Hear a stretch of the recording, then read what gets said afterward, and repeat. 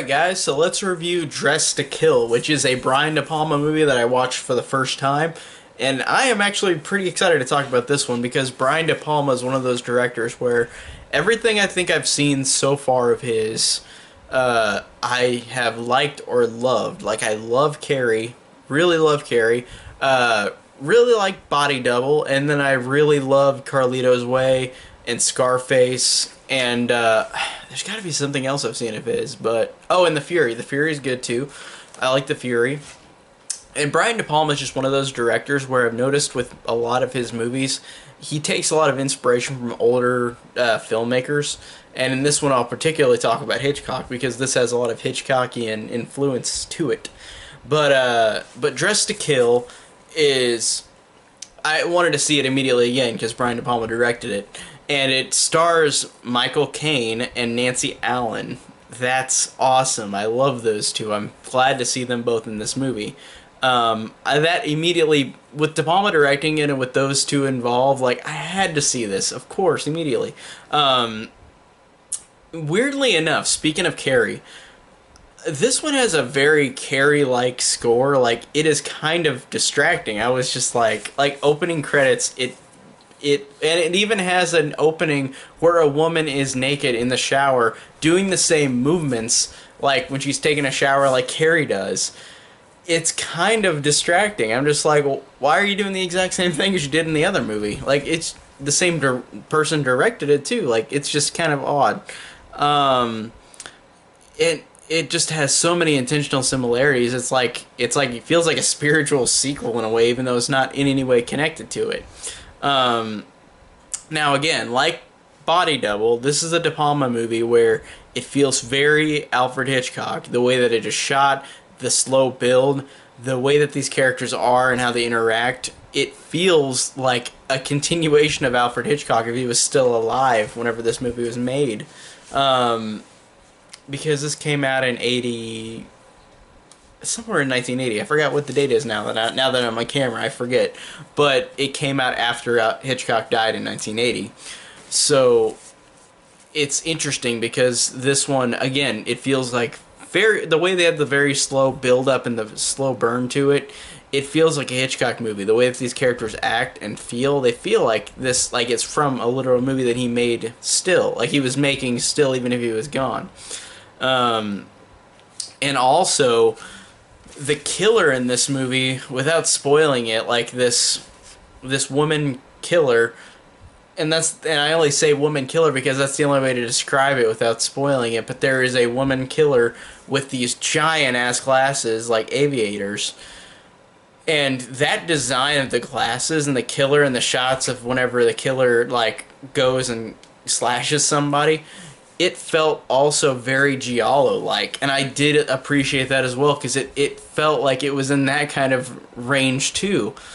Because the way that it's shot with like the kills is really, really disturbing. And this isn't a movie that's like kill, kill, kill every like 10 minutes. It's a slow burn, and there's not many kills, but there's an incredible and memorable sequence that is in the movie about, I'd say like 30, 40 minutes in, where this person gets killed, and it's like in a elevator, and like Nancy Allen's character sees this killing happen right in front of her face, sees it from the mirror from in the elevator, and it is just shot so excellently and so perfectly that it's disturbing and really works, and I really like that kill.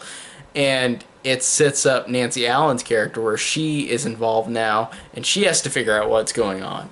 So I really appreciate that. And again, Nancy Allen is one of those actresses that I love and is underrated. She's really fantastic, and De Palma knows how to use her well in terms of film, like in his films, because she was great in Carrie as this horrible bully, and like in this one she's this really, like, she's this hooker, but she's such a nice person where like you really root for her throughout the movie, and you really want her to figure out this mystery of what is going on.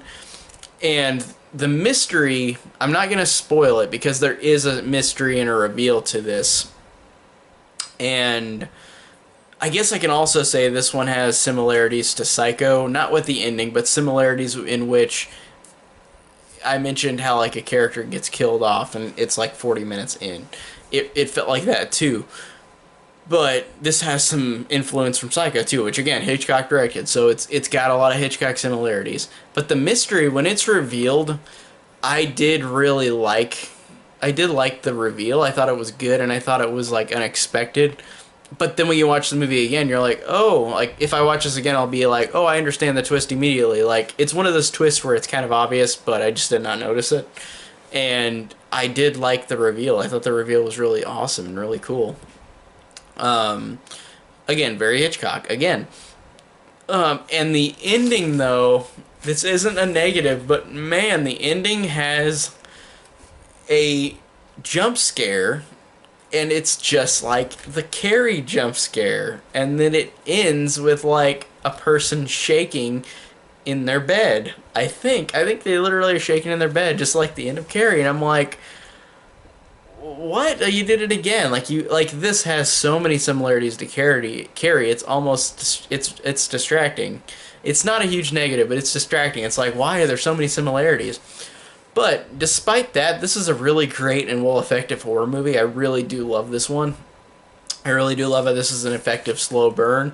I really am glad that whenever there are kills, they are incredibly effective because the buildup of the slow burn. And Nancy Allen is a really great, likable main character. I really do like her. And Michael Caine is great as well as the psychiatrist. He's really awesome as well. So these two characters are really what make the movie, and I really love that. And I think that this one is just a really great De Palma movie that I'm glad I finally got to see. There's definitely some other De Palma movies I want to see.